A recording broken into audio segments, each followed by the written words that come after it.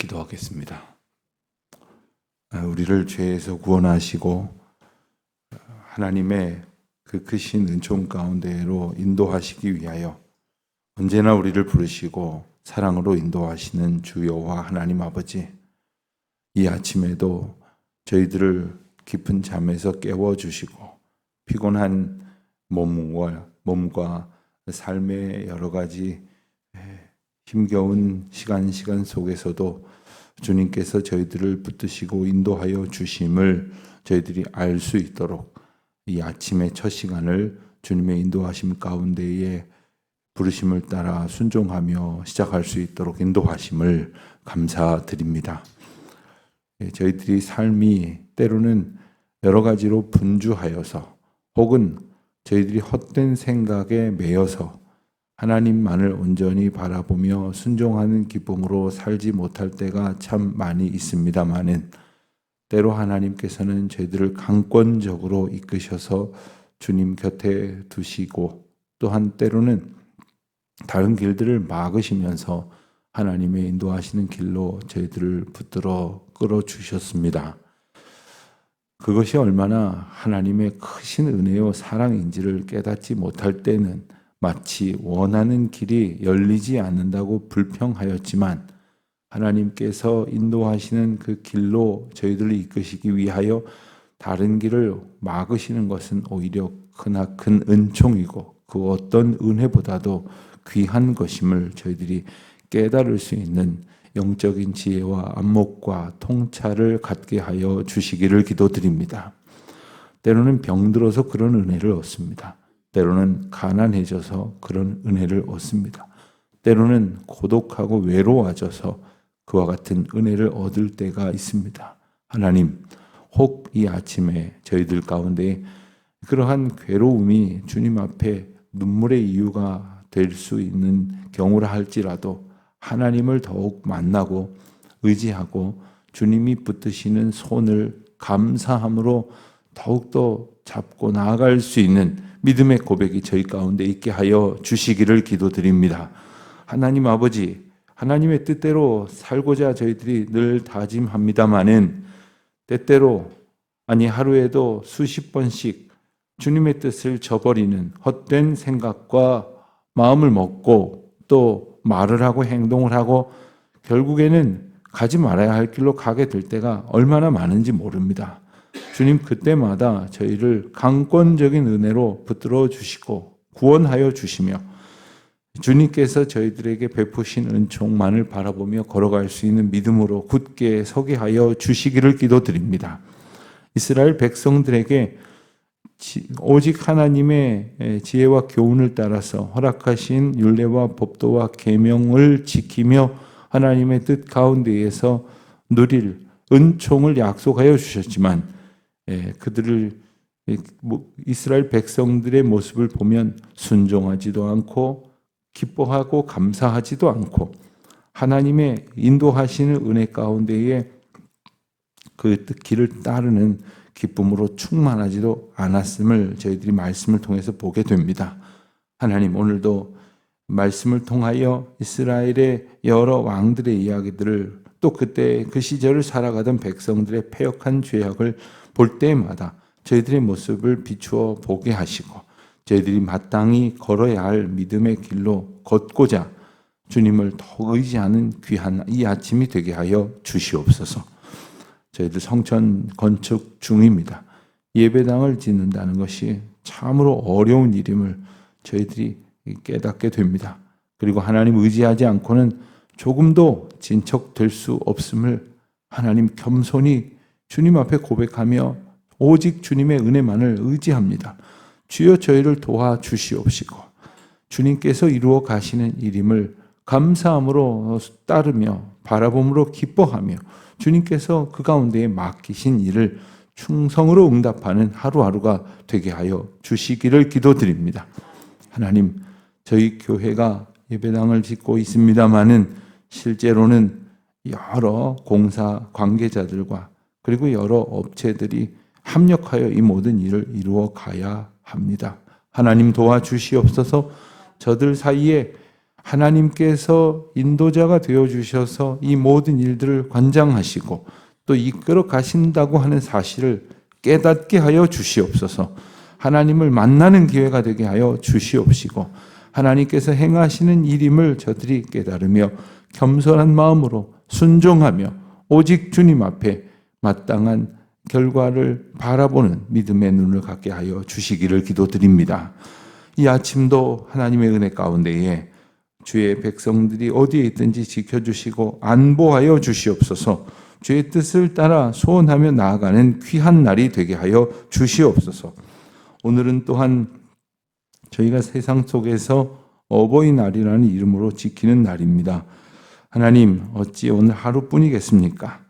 우리를 통하여 하나님의 은혜를 알 수 있도록 하나님께서 자녀들을 주신 것처럼 또한 우리가 그 하나님의 사랑을 알 수 있도록 부모님들을 저희 곁에 주셨습니다.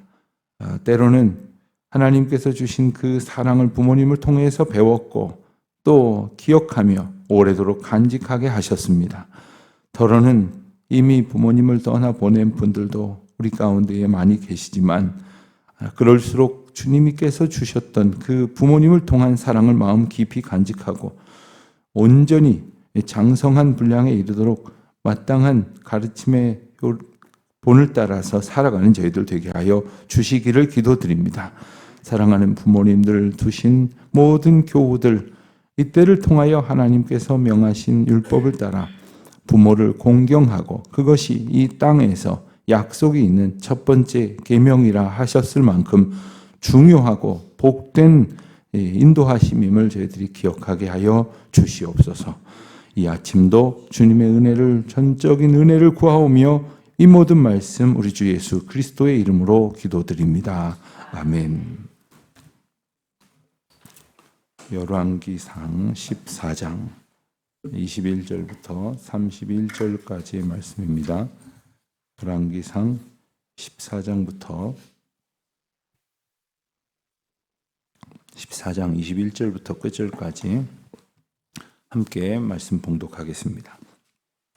솔로몬의 아들 르호보암은 유다 왕이 되었으니 르호보암이 왕위에 오를 때에 나이가 41세라. 여호와께서 자기 이름을 두시려고 이스라엘 모든 지파 가운데에서 택하신 성읍 예루살렘에서 17년 동안 다스리니라. 그의 어머니의 이름은 나아마요 암몬 사람이더라. 유다가 여호와 보시기에 악을 행하되 그의 조상들이 행한 모든 일보다 뛰어나게 하여 그 범한 죄로 여호와를 노엽게 하였으니 이는 그들도 산 이외와 모든 푸른 나무 아래에 산당과 우상과 아세라상을 세웠음이라. 그 땅에 또 남색하는 자가 있었고 여호와께서 이스라엘 자손 앞에서 쫓아내신 국민의 모든 가증한 일을 무리가 본받아 행하였더라. 르호보암 왕 제5년에 애굽의 왕 시삭이 올라와서 예루살렘을 치고 여호와의 성전의 보물과 왕궁의 보물을 모두 빼앗고 또 솔로몬이 만든 금방패를 다 빼앗은지라. 르호보암 왕이 그 대신 노수로 방패를 만들어 왕궁 문을 지키는 시위대 대장의 손에 맡기매 왕이 여호와의 성전에 들어갈 때마다 시위하는 자가 그 방패를 들고 갔다가 시위소로 도로 가져갔더라. 르호보암 그 행한 모든 일은 유다 왕 역대시락에 기록되지 아니하였느냐. 르호보암과 여로보암 사이에 항상 전쟁이 있으니라. 르호보암이 그의 조상들과 함께 자니 그의 조상들과 함께 다윗성에 장사되니라. 그의 어머니의 이름은 나아마요 암몬 사람이더라. 그의 아들 아비암이 대신하여 왕이 되니라. 아멘. 열왕기서는 그 북이스라엘과 남유다의 왕들을 번갈아 가면서 이렇게 조명합니다.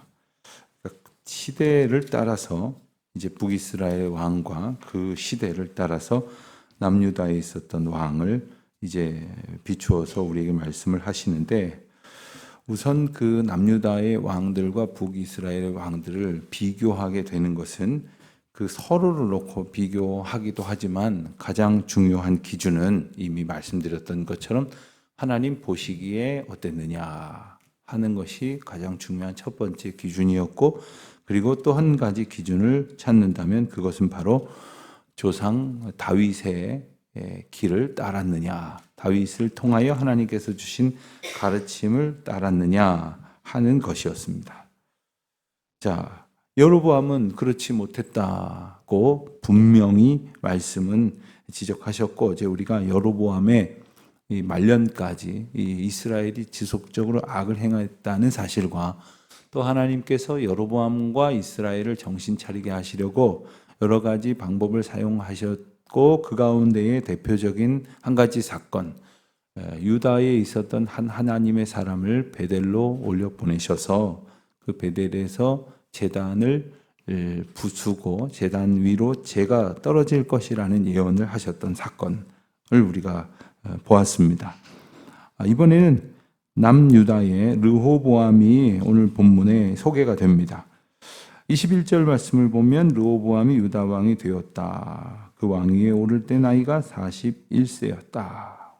그런데 이 르호보암이 왕위에 오를 때를 말씀을 하시면서 이어서 말씀하시기를 여호와께서 자기 이름을 두시려고 이스라엘 모든 지파 가운데에서 택하신 성읍 예루살렘에서 17년 동안 다스리게 하셨다 했습니다. 보통 같으면 이후에 계속 보게 되겠습니다마는 누가 왕으로서 몇 년을 다스렸다, 그때에 설명이 되는 것은 누구의 아들 혹은 누구의 아버지, 이런 식으로 가족 관계를 배경으로 설명을 하는데, 특별히 예루살렘에서 다스렸다는 설명과 함께 그 예루살렘에 대한 명백한 하나님의 뜻을 오늘 본문에 담아 두셨습니다. 그것은 바로 여호와께서 자기 이름을 두시려고 모든 지파 가운데에 예루살렘을 택하셨다 하는 겁니다. 하나님께서 솔로몬에게 성전을 짓도록 허락하시면서 그 목적을 자기 이름을 두시려고 라고 성경이 가르쳐 주셨다는 말씀을 우리가 보고 지나왔죠.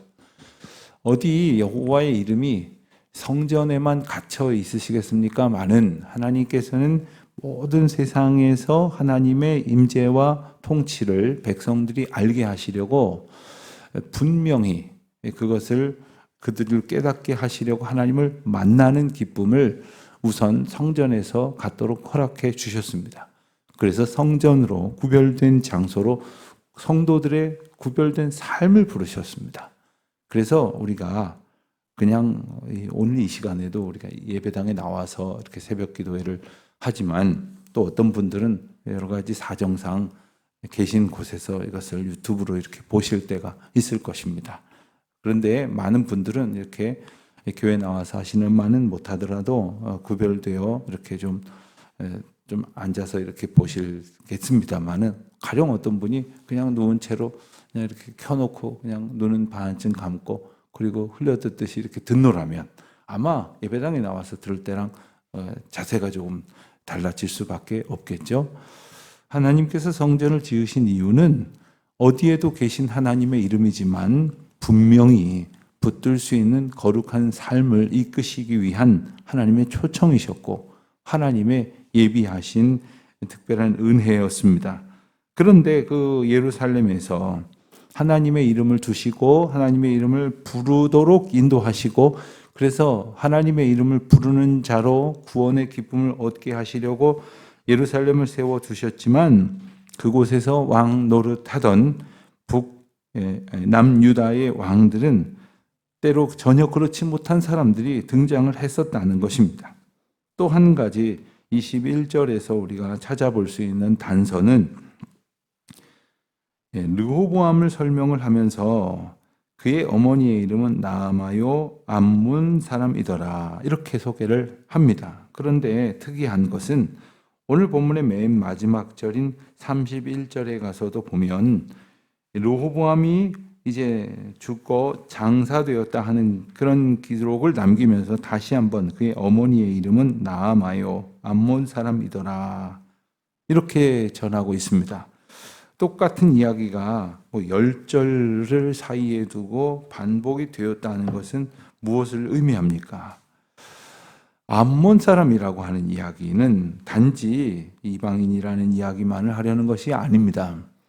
자, 솔로몬이 왜 암몬 사람에게서 아들을 낳게 되었는가? 우리가 잘 아는 것처럼 솔로몬은 온갖 여러 종류의 부족으로부터 정략적인 결혼을 하고, 그리고 온 사방의 여인들이 가지고 온 그 우상들로 예루살렘 천지를 우상 바닥으로 만들어 버리고 말았습니다. 성경은 각 시돈이고 혹은 애굽이고 다메섹이고 여러 어떤 지역마다 저마다 섬기는 그러한 우상들을 소개하기도 했죠. 암몬 사람이 섬기던 우상은 밀곰이라는 것도 있었고 몰록이라는 것도 있었습니다. 특이한 것은 대체로 다 하나 정도 소개를 하는데, 이 암몬은 대표적인 것이 두 가지나 있었던지 둘 다 소개한 바가 있습니다. 이 암몬 사람으로서 만약에 그가 그 조상들 적부터 섬기던 우상들을 혁파하고 하나님을 잘 믿었다라고 했다면 그 기사가 기록이 되었을 것입니다. 그러나 암몬 사람으로서 그런 기사가 없었다는 이야기는 그들이 밀곰과 몰록을 암몬 사람들과 같이 섬기며 살았다. 그 어머니 이야기를 두 번이나 반복하는 것은 어머니의 영향을 짙게 배어져 있는 그러한 삶을 살았다는 것을 암시하고 있는 것입니다. 그래서 두 번째 왕인 아비암이 어떻게 이 가치관이 형성이 되고 어떻게 살았는지를 미리 복선으로 짐작하게 하는 그런 내용이 되는 것입니다. 자, 우리의 자녀들이 하나님께서 특별한 은혜로 전혀 믿지 않는 가정에서도 하나님께서 하나님의 백성으로 부르시고, 또 심지어 목사님들 중에서도 전혀 믿지 않는 가정, 심지어 절을 지었던 가정이라는가, 무당 어머니를 두었다든가, 그런 분들도 제가 신학교 다니면서 만난 기억이 있습니다만은, 대부분은 그래도 믿는 가정에서 믿는 부모님의 간절한 기도 가운데에서 그렇게 성장하고, 또 그렇게 목회자로서 훈련되어지고 또 선교사로서 파송되어지는 분들을 많이 보게 되었습니다. 어머니의 기도, 오늘 어버이날을 맞이하면서 다시금 우리가 어버이 된 입장에서 두 가지 함께 생각해야겠죠. 우리가 어버이를 공경해야 할 자식의 입장에서, 또 하나님께서 우리를 어버이가 되게 하셨다 하는 그러한 부르심을 어떻게 감당해야 할 것인가. 오늘 본문에서 우리는 정말로 말 그대로 단 한 대 만에, 솔로몬에서 르호보암으로, 르호보암에서 아비암으로 단 한 대 만에 이스라엘의 영광이 다 부서지는 것을 보게 됩니다. 성경은 그것을 아주 선명하게 어떤 것을 예로 들어서 말을 합니까? 23절에 보면 산 위에와 모든 푸른 나무 아래 산당과 우상과 아세라상을 세웠습니다. 그러니까 하나님의 영광이 가득해야 할, 그래서 여호와의 이름을 부르도록 지음 받은 예루살렘 성 곳곳에 우상들이 가득했다는 거예요. 우상들이 가득했다. 여러분, 우리가 사는 세상에 참 우리나라는 참 감사하게도 그래도 대놓고 우상 노름하고, 그리고 반성경적인 행동들을 하는 일들을 우리가 그래도 대놓고 쉽게 찾아보기는 어렵습니다. 그런데 아마 여러분들도 보도를 통해서 보셨겠지만 꽤 여러 해 전부터 동성애를 더욱 조장하려는 그러한 목적을 가지고 한 6월쯤 되니까 얼마 안 남았습니다. 동성애자들의 축제, 퍼레이드를 하겠다는 거예요. 그런데 아예 이제는 저기 어디 한 구석 동네에서 하려는 것이 아니라 서울 한복판에서, 그것도 동시다발적으로 하겠다는 거예요. 그러면서 지방자치단체마다 허락을 안 해주니까 강남역에 와서 하겠다는 거예요. 또 어디 압구정동이라든가 명동이라든가 혹은 서울광장이라든가 이런 곳에서 하겠다는 거예요. 자, 그냥 내가 나하고 싶은 대로 살듯이 누가 누구 하고 싶은 대로 사는 것이 어떠냐라는 식으로 방임할 문제가 결코 아닙니다. 이것이 바로 하나님의 주권을 온전히 따르지 않는 세대의 표상이 되는 것입니다. 결국 그들은 영적으로도 물론이지만 우리 가시적으로도 몰락한 그러한 형편을 만들고 말았습니다. 26절에 보면 여호와의 성전과 보물과 왕궁의 보물을 모두 빼앗겼다 했습니다. 누구에게 빼앗겼느냐? 25절을 보면 애굽의 왕 시삭이 올라와서 예루살렘을 쳤다 했습니다. 솔로몬 때는 어땠습니까? 애굽의 왕을 비롯한 모든 왕들이 예물을 가지고 올라와서 경배하고 우리나라랑 잘 지내자. 어떻게 하면 이렇게 나라를 잘 이끌 수 있는지 좀 노하우를 알려달라. 이러던 시절이 아닙니까? 그런데 불과 17년 동안 로보암이 다스렸다고 했는데 언제부터 얼마나 망가졌는지 몰라도 그 시간이 흘러버릴 무렵에 이스라엘 나라, 남유다의 예루살렘은 이처럼 멸망하는 그런 형편이 되고 말았습니다. 애굽의 왕 시삭이라는 이름이 등장을 했는데 이 시삭이라는 자는 두 가지 흥미로운 것이 있는데 하나는 북이스라엘의 여로보암이 이제 솔로몬이 여로보암을 쫓는 그런 과정이 생기니까 애굽으로 도망을 갔었죠. 그때 도망을 갔을 때 여로보암을 숨겨 주었던, 그리고 나서 솔로몬이 죽었다는 소식을 듣고서는 다시 이제 자기가 살던 북이스라엘로 올라갈 수 있도록 할 때까지 보호해 줬던 사람이 바로 애굽 왕 시삭이었습니다. 또 하나 흥미로운 것은 영화로 나왔던 쇼생크 탈출이라는, 여러분 영화를 혹시 보신 적 있습니까? 쇼생크라고 하는 게 바로 사람의 이름인데 그 사람이 바로 이 시삭입니다. 그 쇼생크 탈출로 우리나라에 번역이 됐지만 원래 그 영화의 원제는 쇼생크 리뎀션이라고 되어 있는데 우리말로 번역하면 쇼생크 구원, 쇼생크의 구원 뭐 이렇게 표현할 수가 있겠죠. 쇼생크로부터 구원하신 하나님의 은혜. 한편으로는 쇼생크가 마치 뭐 여로보암을 보호해줬다 그래서 붙여진 이름이라는 오해를 하기도 하는데 애굽왕 시삭, 애굽왕 쇼생크로부터 공격을 받은 이스라엘이 하나님의 궁극적인 구원의 은혜를 누리게 되었다고 하는 성경의 종국적인 결론을 배경으로 한 내용이고 그것을 모티브로 한 영화입니다. 뭐 그 내용이 성경에 나와 있던 어떤 것과 연관되어지는 건 아닙니다. 그 이름을 가져다 썼다는 이야기일 뿐입니다. 자, 그런데 르호보암의 왕 시대에는 성전의 보물, 왕궁의 보물 모두 빼앗겼다고 했어요. 저는 아주 눈에 본문을 보다 보니까 눈 확 들어오던 단어가 모두라는 단어였어요. 얼마나 많았을까요? 솔로몬의 때가 이스라엘 역사상 가장 흥왕했는데 몽땅 다 뺏겼다.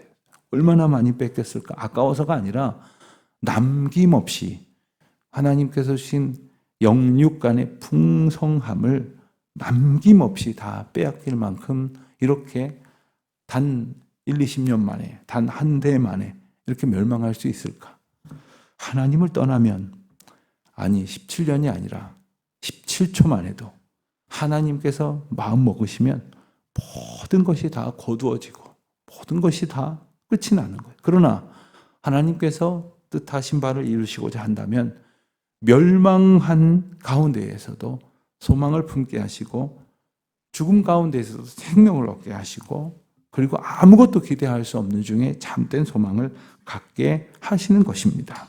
오늘 말씀을 보면서 솔로몬과 르호보암 그리고 르호보암의 아들로서 이제 두 번째 유다의 왕이 된 아비암 그리고 그 아비암의 어머니인 암몬 사람 나아마 이들의 삶이 과연 하나님 앞에서 어떠했을지 우리가 묵상해 보면서 우리는 오늘 하루를 또 어떻게 살아가야 할 것인가? 우리는 여호와의 이름을 부르게 하신 은총을 받은 자로서 여호와의 이름을 부르며 구원의 기쁨을 누리며 구원의 하나님을 찬송하며 살아가고 있는가? 우리가 때로는 정말로 엄혹한 세상의 것들로 묶여져 있을 때에도 하나님께서는 우리를 구원하시고 정말 아무 소망 없는 감옥에서 정말 탈출하게 하셨던 것처럼 정말 아무 소망 없는 애굽에게서 탈출하게 하시고 억압과 굴레에서 탈출하게 하시고 죄와 허물 속에서 구원의 은혜를 얻게 하셨던 것처럼 오직 주님만을 믿음으로 바라보며 살아가는 또 하루가 되시기를 주님의 이름으로 축원합니다. 하나님 아버지 감사합니다. 저희도 참 어리석고 연약하지만 오직 하나님의 이름을 부르는 가운데에 구원 얻는 자의 기쁨을 누리는 또한 하루가 되기를 소원합니다. 주여 저희들을 주님의 장중에 붙드시고 오직 주님의 주권 가운데에 인도하여 주시옵소서. 예수님의 이름으로 기도드립니다. 아멘.